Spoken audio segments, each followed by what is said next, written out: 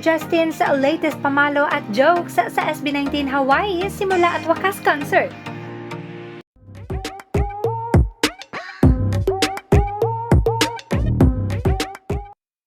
Eto na naman ang ating bunso and his pamalo. This time sa SB19 Hawaii Simula at Wakas World Tour Concert, isang pangkamot ang kanyang dala-dala.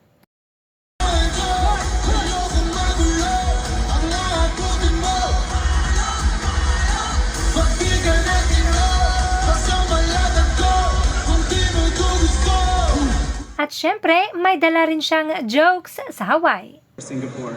But for this concert, for tonight, Hawaiian version. You're gonna see it. our next performance will be our first time ever.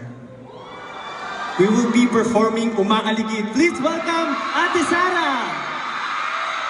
Joke lang. I'm just kidding. I'm just kidding.